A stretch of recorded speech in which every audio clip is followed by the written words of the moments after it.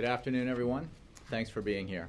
Apologize for the slight delay. I was just rereading for the pure enjoyment the article above the fold in the New York Times today about projected decline in healthcare premiums. Highly recommended. Before I take your questions, on Thursday, the President will deliver remarks to discuss how the Affordable Care Act is holding insurance companies accountable and putting money back into the pockets of over 8.5 million Americans. We hear a lot about what the law might do or could do, but tomorrow the President will detail one concrete way that Americans who have health insurance today are affected by the law. This summer, 8.5 million consumers are receiving $500 million in rebates. The average consumer rebate is around $100. This is just one of the many ways the Affordable Care Act is giving consumers a better value for their health care dollar and making our health care system stronger. As I mentioned earlier, you may have seen this morning that New York State announced the health insurance plan rates for insurers seeking to offer coverage through New York's health insurance marketplace.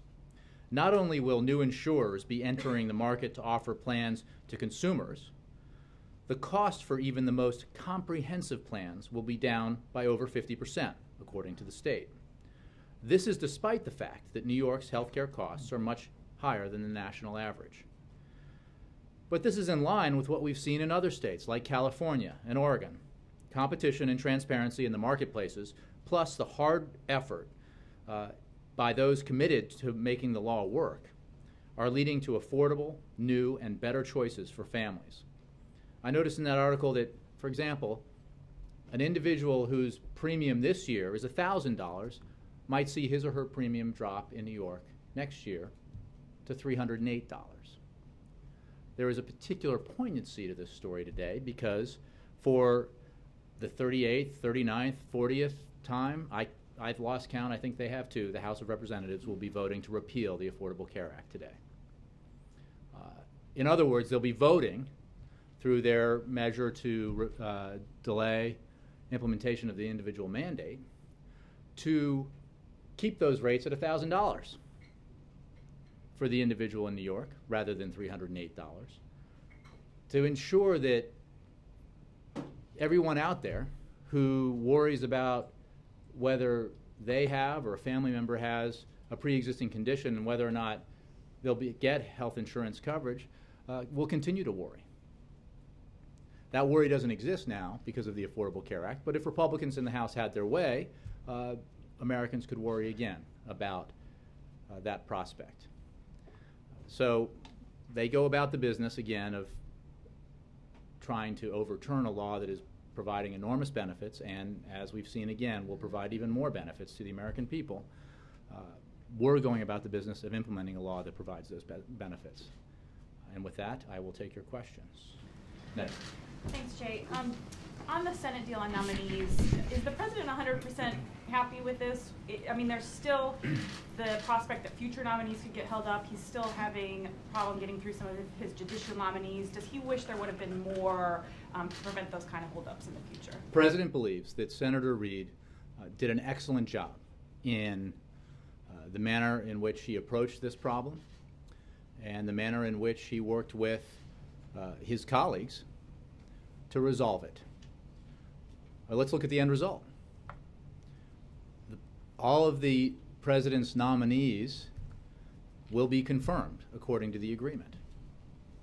That includes, as the President mentioned today, Richard Cordray as head of the CFPB. Now, if I had stood before you 2 weeks ago and said, I predict that Rich Cordray will get confirmed by a 66-vote margin, you would have laughed me out of the room. You probably would have said that if I had predicted that the President would have nominees to the NLRB board confirmed.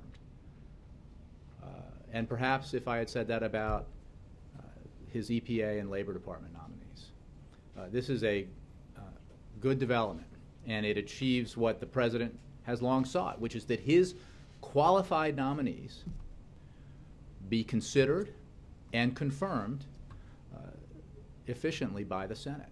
And the President's very pleased, as you heard him say today, by the result of the hard work and the approach that Senator Reid and his colleagues put into this effort. Now that you have this deal, do you want to see does the administration, the president, want to see the Supreme Court weigh in on recess appointments, or are there any considerations of asking them to dismiss that case?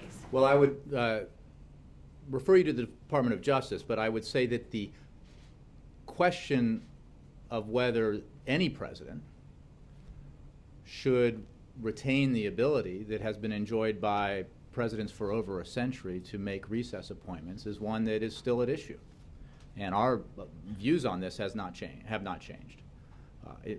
What the next steps are, I would leave to the Justice Department to describe. But as you noted, that case is is before the Supreme Court, and our position on it, and the right of this president and any president going forward to make recess appointments, as predecessors have for more than a century, remains very strong. So it sounds like you'd like to see the Supreme Court continue. Well, again, the answer is yes, but for specific legal questions, I'd refer you to Justice. Yeah, Roberta. Today, Samantha Power testified at the Senate, and she said that the UN's response to Syria's civil war is a disgrace, her word, that history will judge harshly. And she said that it's one of the worst cases of mass brutality she's ever seen. And I'm wondering if the White House agrees and what the White House feels the UN should be doing specifically. I think she's referring to the United Nations Security Council's failure to pass resolutions that we strongly supported and that were denied or vetoed by Russia and China, and we've made our views and our disappointment over that well known. It is extremely unfortunate. And we continue to work with the United Nations, with our Security Council partners, and with our allies and partners in the region, and specifically with the Syrian opposition, to move closer to the day when the Syrian people can enjoy a future that is free of the appalling violence that their putative leader has inflicted upon them. So the President shares Samantha Power's views on the extreme disappointment that we all felt at the Security Council's failure to move on Syria, to act on Syria. And how concerned is the President and the White House about how history is going to view the United States' response to the crisis in Syria? The President is focused on doing everything we can, working with our partners and allies to assist the Syrian opposition, to isolate the Bashar al-Assad regime, to continue to make the case to Russia and others who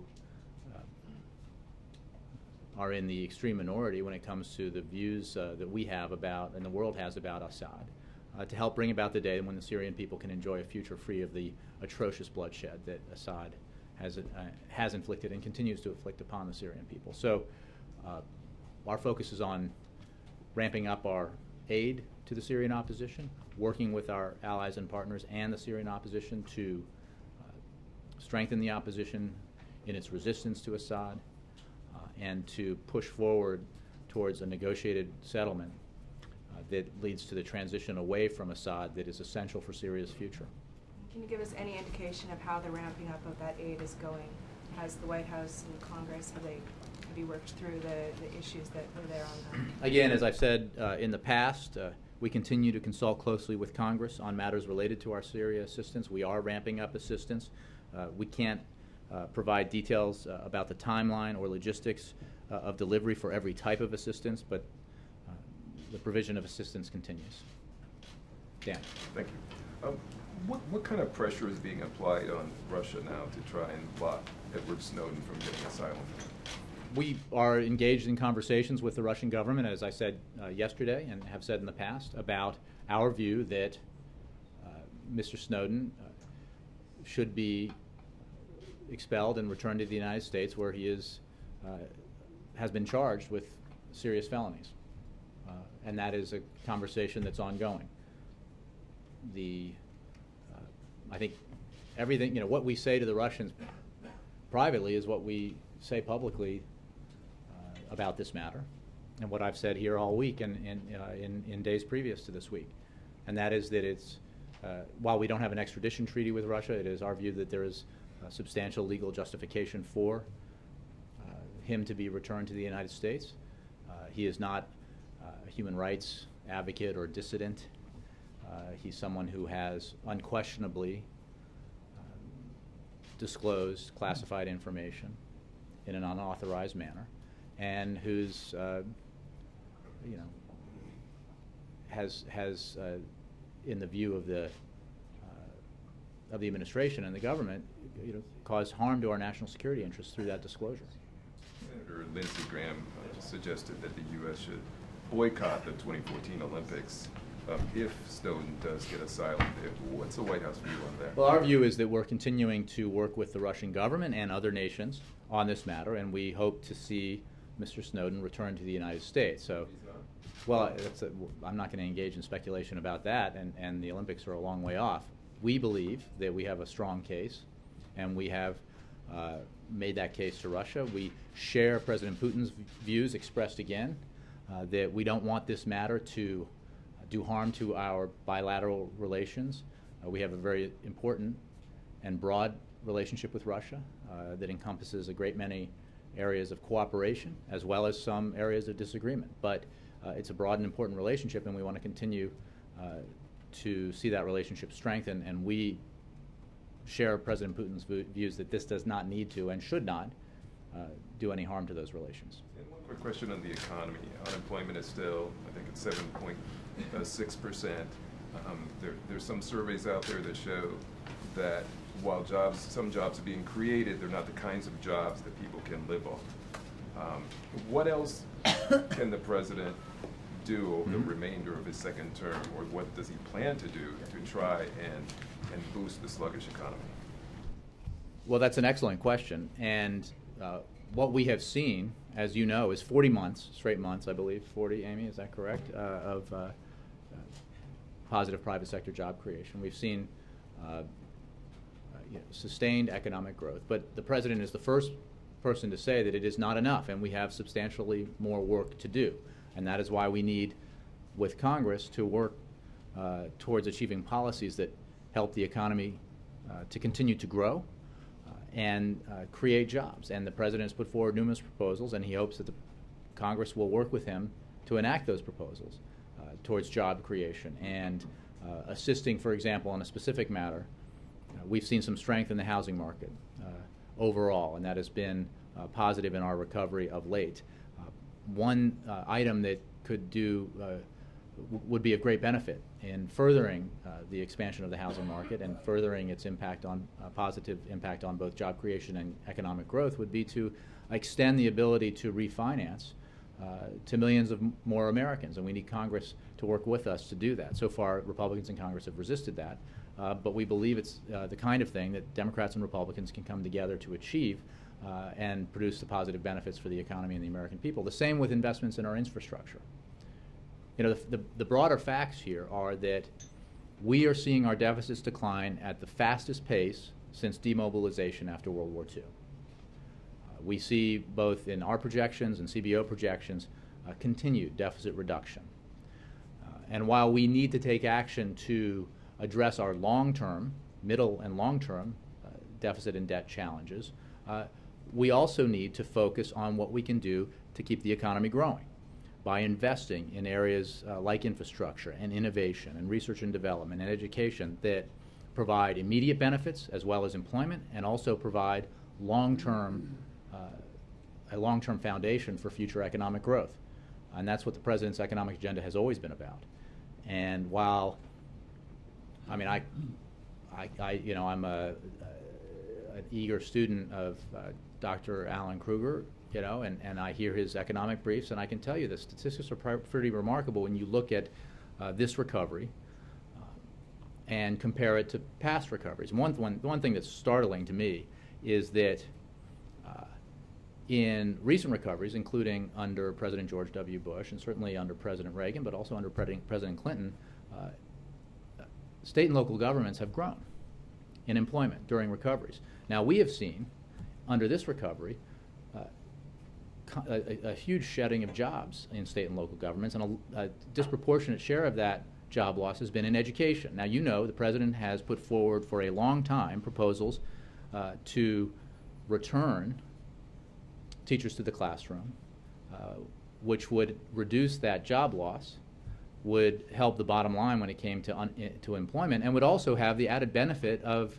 improving the education of our children. Republicans have resisted that, unfortunately.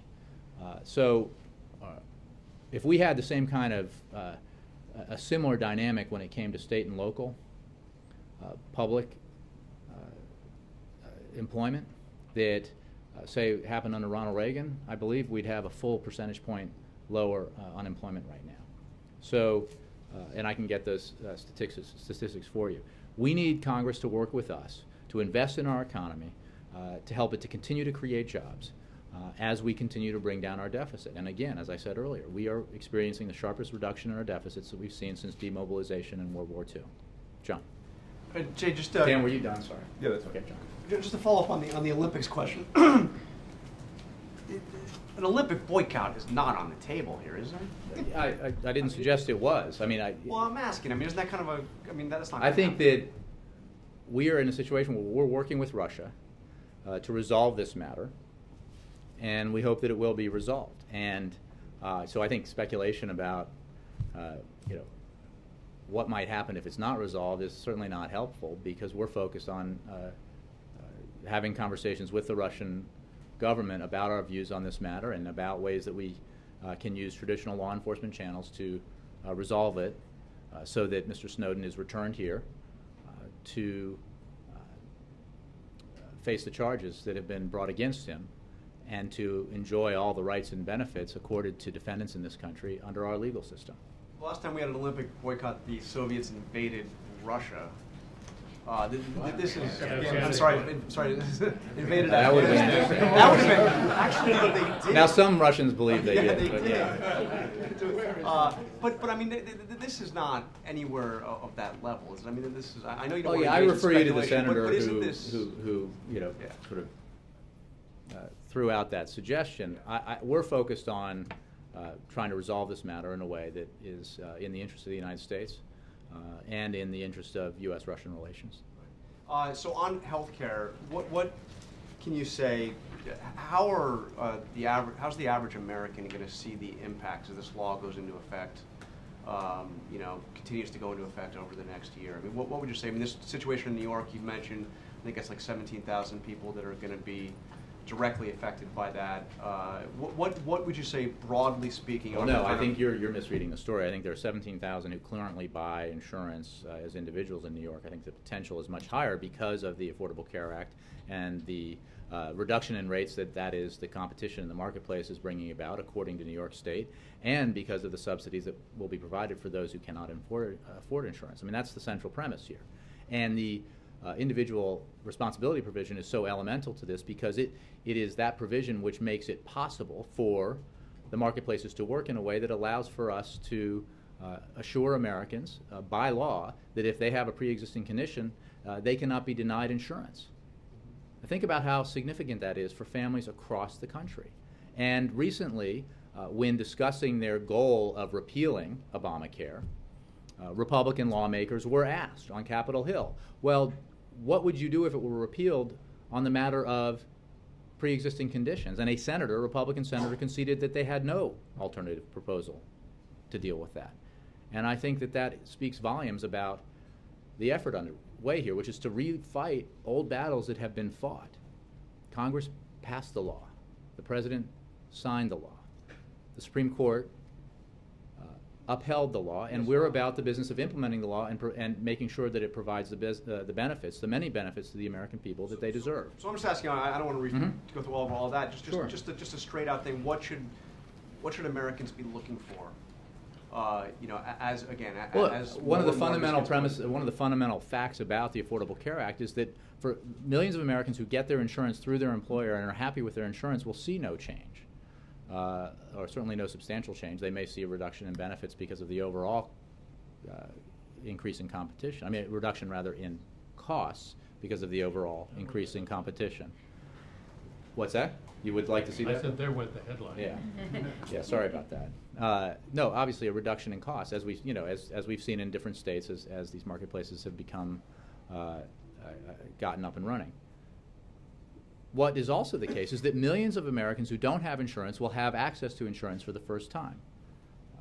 And there are provisions within the Affordable Care Act that provide assistance to employers who want to provide insurance to their employees, and assistance to individuals who otherwise could not afford insurance, even at reduced competitive rates, to obtain insurance. So the net impact will be to see more Americans insured at affordable costs, and with all the benefits that that provides, and then to see continued benefits when it comes to an elimination of lifetime caps, the elimination of the ability of insurance companies to throw you off their insurance or not provide you insurance if you have a pre-existing condition, the ability of young Americans to stay on their parents' insurance policies up to the age of 26.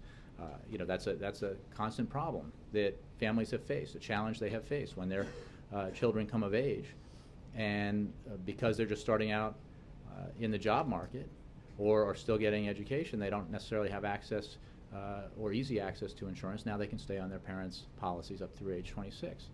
The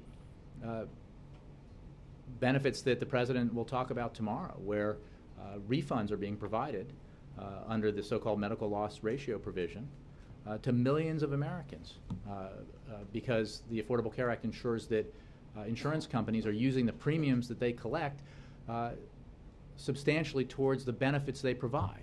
And if they don't, they have to provide a refund to their consumers. So this will continue. And as we see more and more benefits and more Americans getting insurance,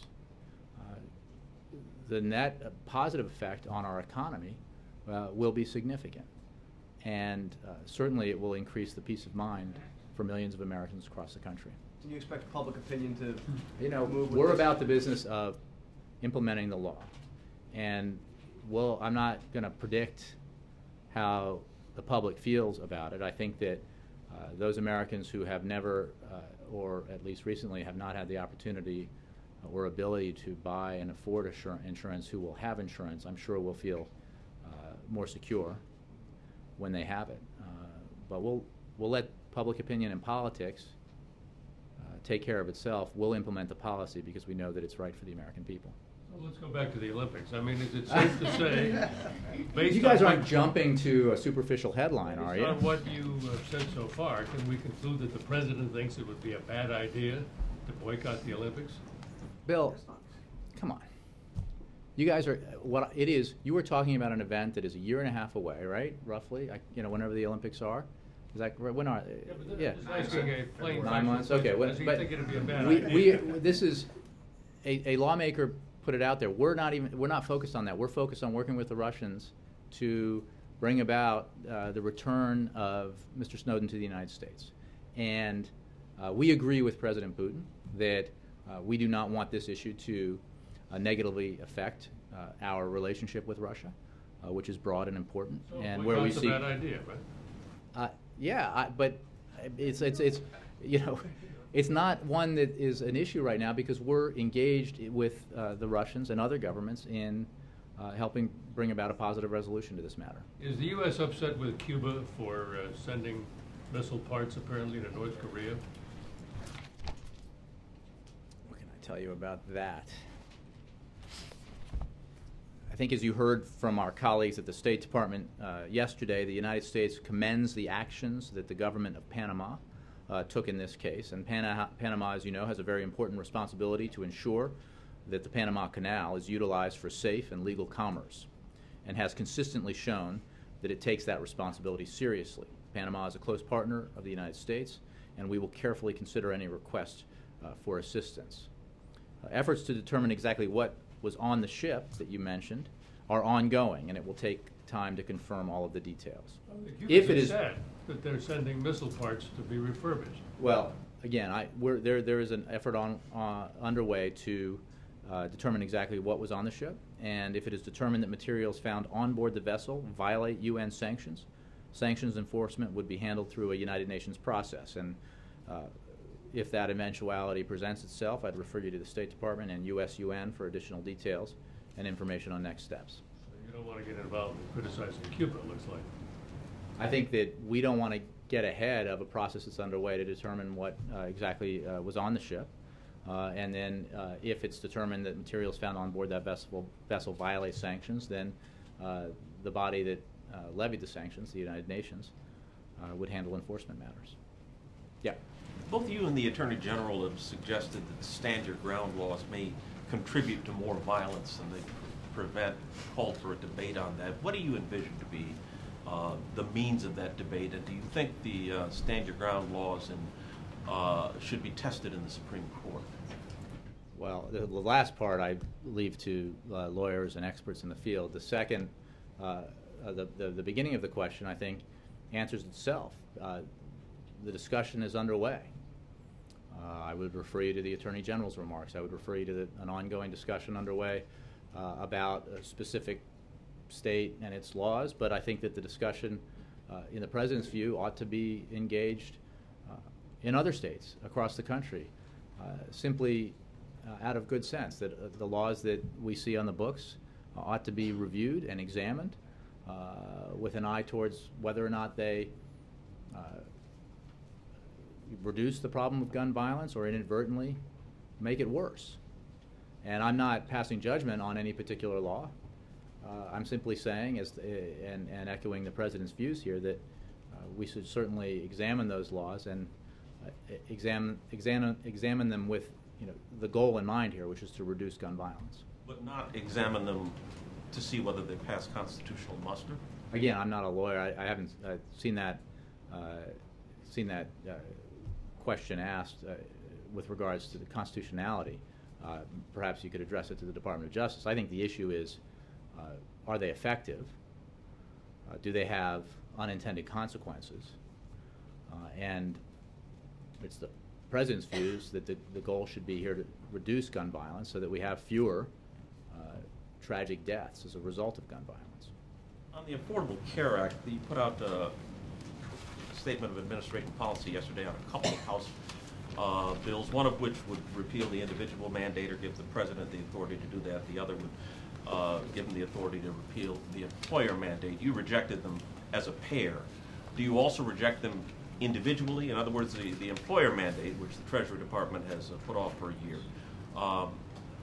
would seem to be something that you already accept the ability of the administration to do. Well, the statement of administration policy on that bill reflects the fact that it's unnecessary.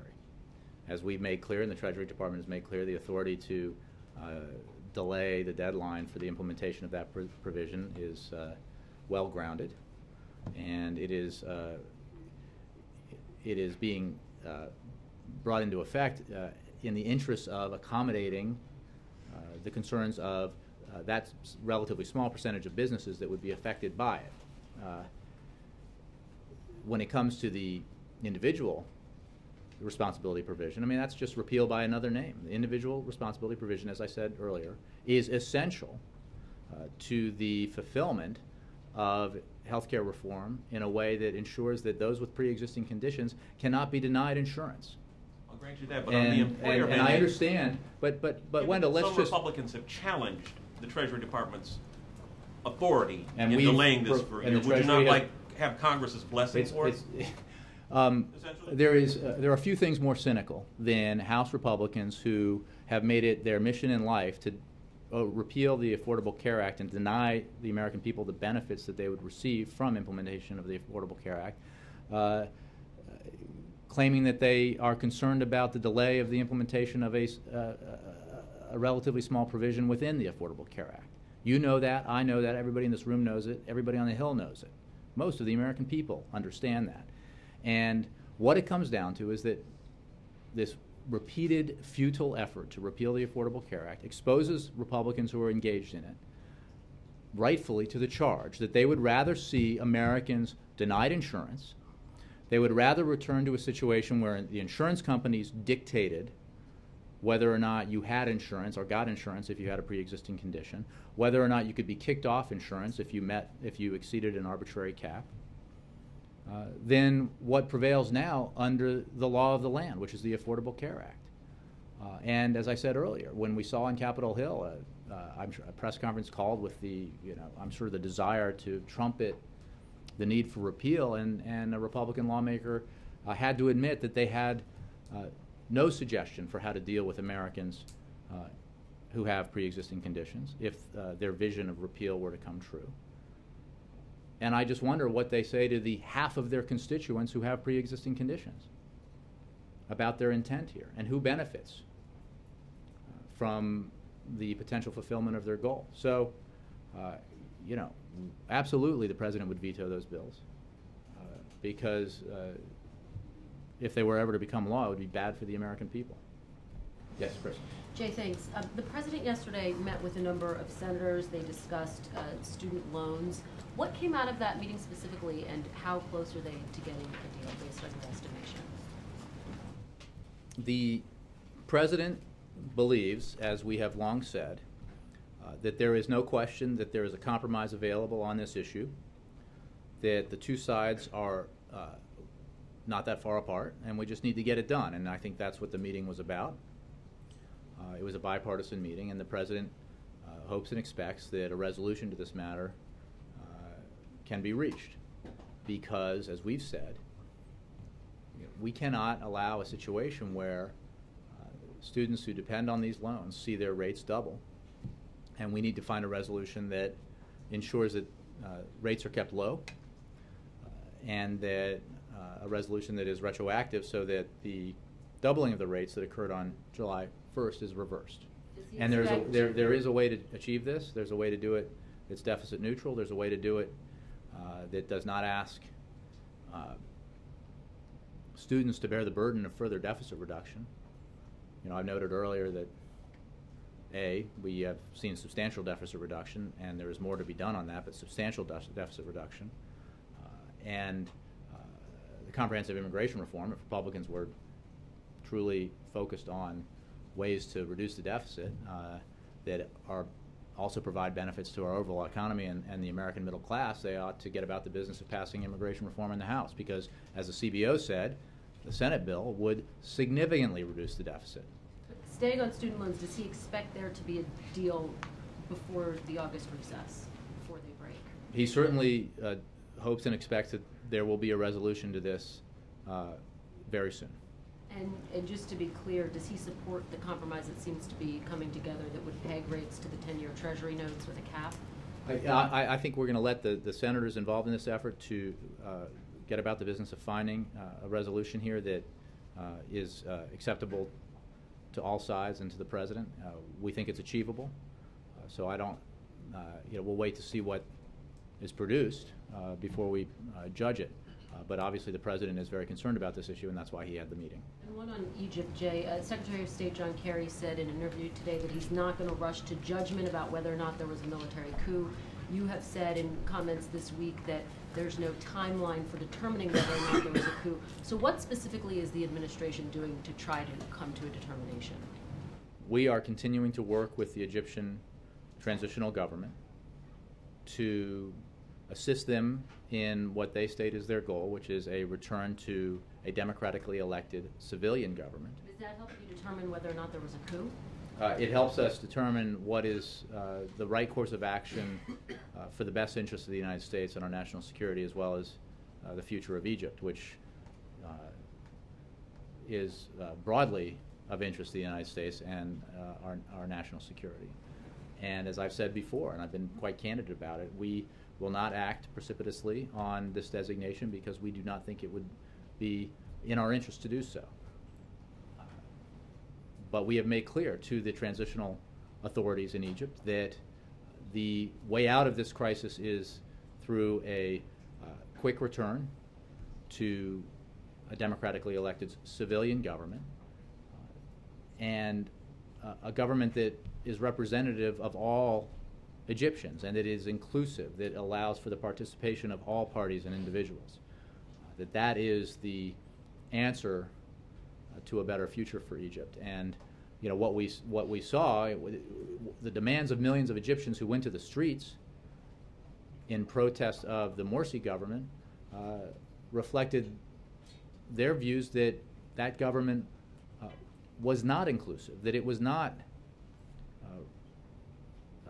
taking into consideration the views and will of all the Egyptian people and all the parties and groups and individuals within Egypt. And it is evident from that and through Egypt's experience throughout this period that it is essential for Egypt's successful democratic transition that the government take actions that demonstrate its fealty to the idea of reconciliation and inclusion. Peter. Thank you, Jay. Does Russia's handling of the Snowden case have any impact, any bearing at all on the president's decision to attend the summit with President Putin in Moscow? What I said yesterday is that the president intends to travel to Russia for the G20 summit, and I have no further announcements to make beyond what we've said in the past about the president's travel to Russia in the fall. You can't say definitively whether he will indeed go to Moscow as the White House has previously announced? I can say that the president intends to travel to Russia for the G20 summit. I don't have anything to add to what we said in the past about that trip. Yes. Jay, back on Egypt, does the administration believe that Morsi should be released? We believe that it is essential that the transitional government refrain from making arbitrary arrests and detentions, and that those who are being held without charge be released, and that includes President Morsi, yes. The Egyptians say that Secretary Burns didn't even bring him up while he was there. Do you know why that would have been? Well, I wouldn't speak for the Egyptians, and I don't have a specific readout or that kind of detailed readout on Deputy Secretary Burns's meetings. He met broadly with Egyptian authorities as well as representatives of parties and groups. That included a phone call with a representative of the Muslim Brotherhood while he was in Cairo. And his message throughout was that we look to the transitional government and the new cabinet that has been formed to govern in an inclusive manner in keeping with the commitments made publicly by those transitional authorities.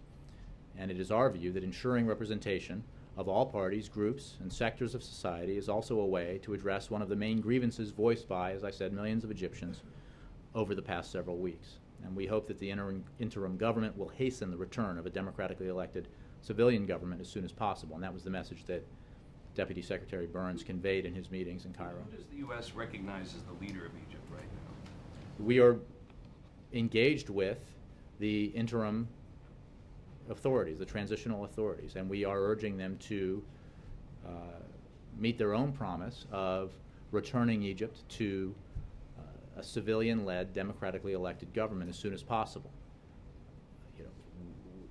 What we do through our representation in Cairo and in other countries is meet with the governing authorities as well as opposition parties, groups and sectors of society. And that practice was true in the previous government and the one before that, and it will be true going forward. Because our interest and support is not for an individual or a party or a group. It's for a process that we believe, if fulfilled, will lead Egypt out of this current crisis, and towards a better future. Yes, Mara. I know, putting the Olympics aside, will there be any consequences for Russia if Snowden is not returned? We're focused right now, Mara, on working with the Russians to make clear to them our views about what we think should happen to Mr. Snowden, that he ought to be returned here where he faces felony charges. We are working with them through normal channels and having conversations with Russian government officials at all levels about this matter. I'm not going to get ahead of that process. We certainly hope that it ends and is resolved in a way that allows for Mr. Snowden to be returned here to the United States. Can you describe the difference of what the administration sees between Snowden and Victor Bout, who was not returned, although the Russians wanted him returned? I can just tell you that our view on Mr. Snowden is clear, and we are working with the Russians to hopefully return him to the United States, where he will be afforded all of the rights and privileges of defendants in this country, and we believe that there's ample legal justification for his return. Yes, sir. Because of the death threats... Can you tell me who you, since I don't know you, who do you represent? Gabe Finger with the Daily Caller. Because of the death threats being received by George Zimmerman and his parents, is the president going to take any action for their security, or are they on their own?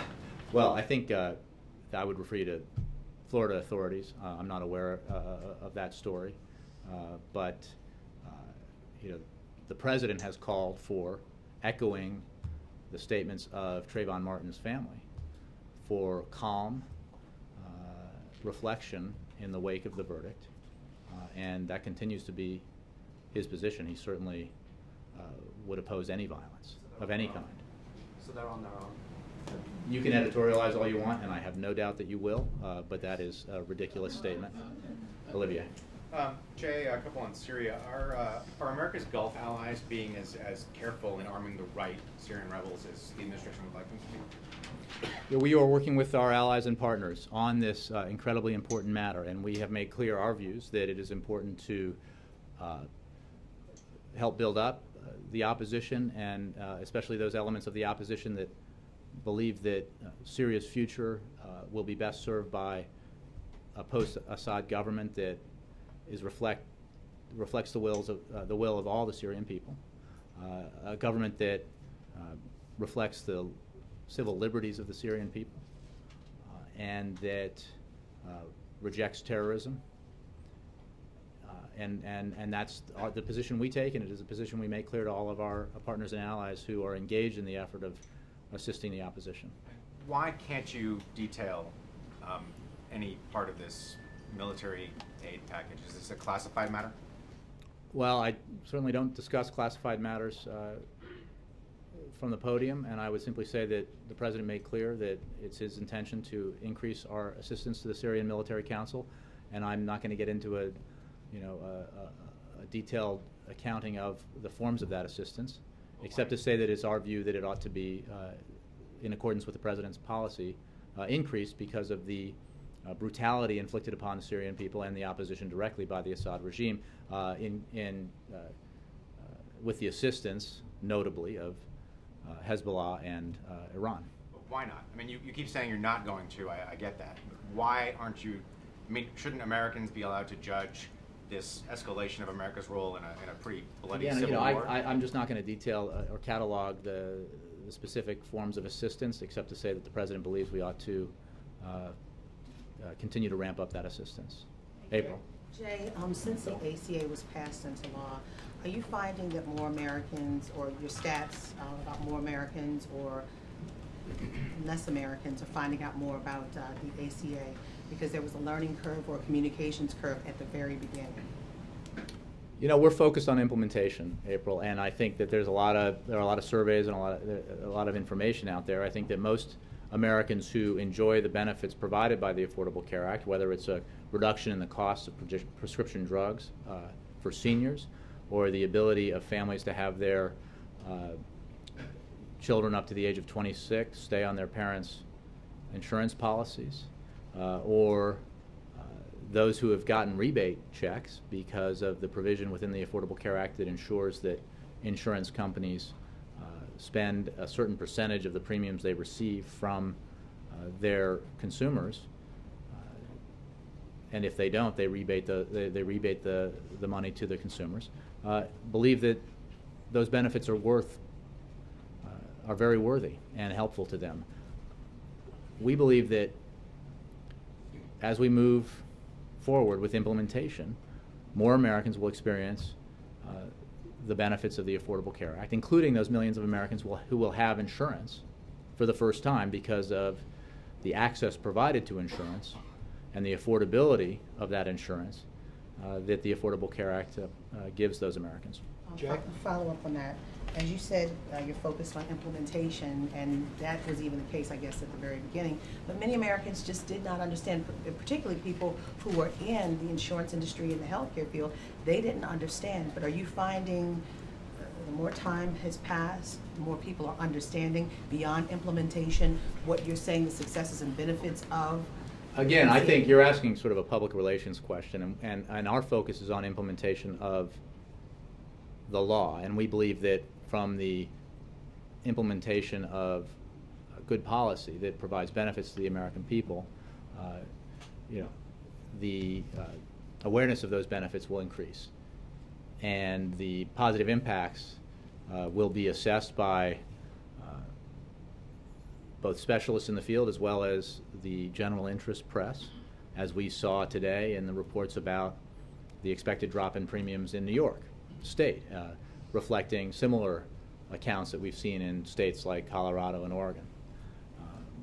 But what you don't hear from opponents who have spent an enormous amount of money and an exceptionally large amount of time attempting to repeal the Affordable Care Act is what the consequences of that would be for average, hardworking Americans, for those with pre-existing conditions, for seniors who would see their prescription drug costs jump, for families who have a son or a daughter who's 23 on their insurance policies who would be kicked off those policies as a result of the action advocated by, at least today, House Republicans, but broadly by Republicans. And we don't think that's good policy, and it's not going to happen. Phil. Yeah, back to the stand your ground laws. When you say the administration wants this examined, what specifically do you want to take place? Do you want state legislatures to consider repealing them, or revising them, or replacing them, or is there something Congress? Again, the suggestion is not specific to any one state or law. It's broader than that, and it's simply that the focus ought to be on a reduction in violence, and gun violence in particular. Too many Americans are losing their lives needlessly to gun violence, and that was a point that we made frequently during the effort to pass common sense measures to reduce gun violence through Congress. And it's an effort that we continue as we implement the executive actions associated with the President's plan to reduce gun violence. And it's a component of what we're saying now about actions that states could take to look at the laws on their books and evaluate them against the standard, which is, are these laws improving or making worse the situation with regards to gun violence? And I think that's a worthwhile exercise in every state. So it's not focused on any individual state. Obviously, the question comes because of that. But this is something that every state, and I'm sure states are engaging in this, but every state could. You mean state governments? Correct.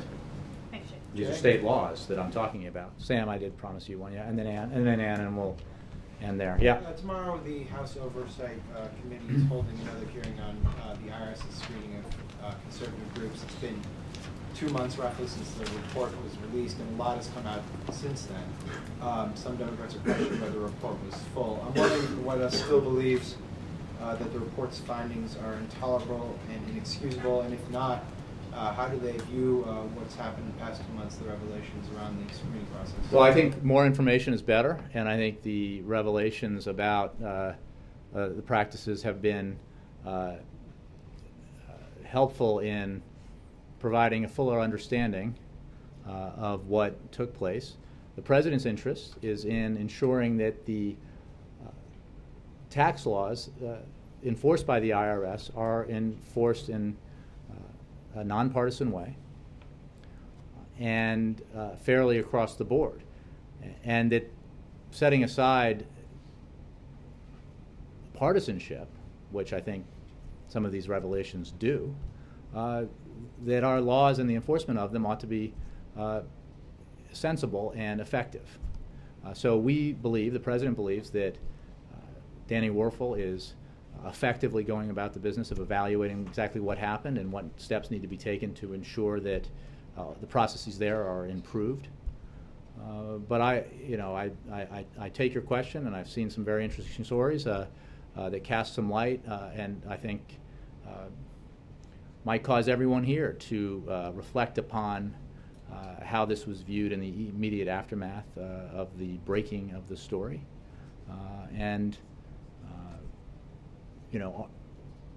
The President's interest has been in ensuring that the agencies of government that affect the lives of the American people operate effectively and responsibly. And when there are indications and revelations that That is not happening. He has always insisted that action be taken to correct it.